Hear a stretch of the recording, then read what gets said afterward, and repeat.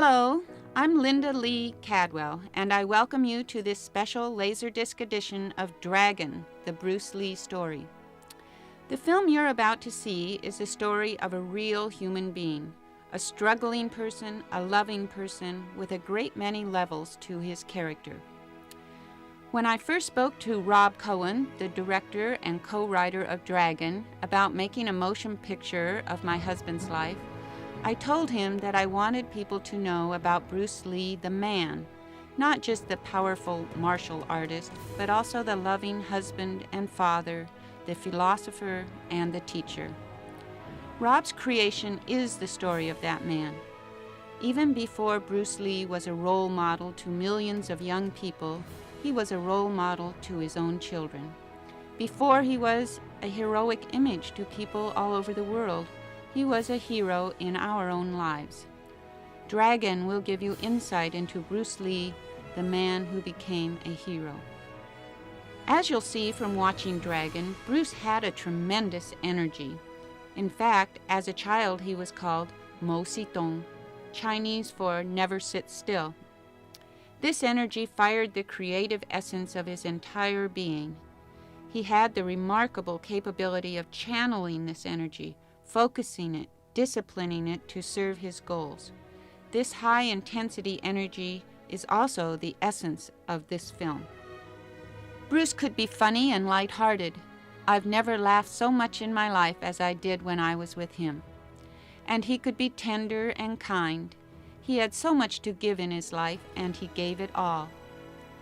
A life need not be measured in numbers of years, but by the contributions of the individual.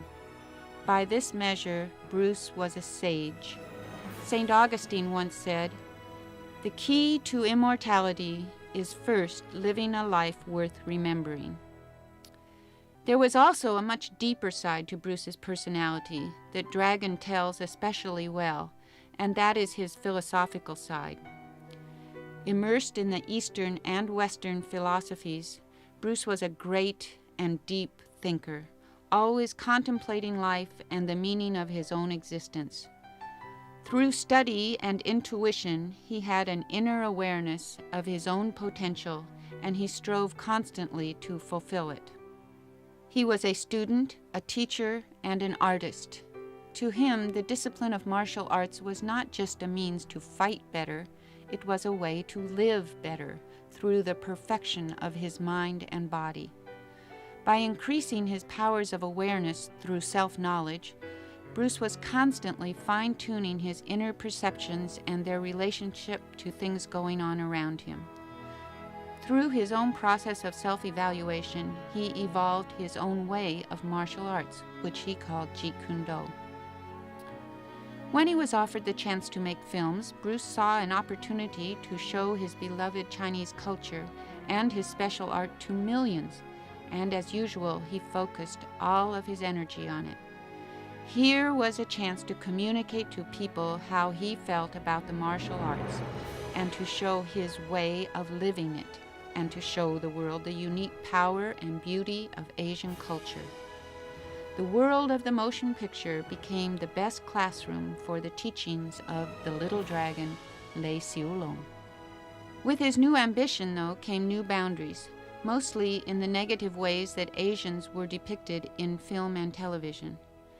Bruce wasn't a person who recognized barriers of any sort, either in filmmaking or martial arts. He wouldn't be a party to the stereotypes of the time. In tearing down the barriers of fear and prejudice that were so firmly entrenched in Western filmmaking, Bruce opened the door for people of all races, cultures, and disabilities to fulfill their potentials. Bruce's work crossed the boundaries of film and martial arts and showed people in all walks of life that they could realize their dreams. If somebody told Bruce he couldn't do something, he would not accept it without exploring and examining it. While he had great respect for tradition, he was not a slave to it, and if he saw a better way, he was faithful to the integrity of his opinions. He ruffled some feathers, but he also changed a lot of attitudes, and he definitely changed the way martial arts and Asian culture are perceived. Now, 20 years after he left us, he's still changing people's attitudes. This is what the film Dragon does so well.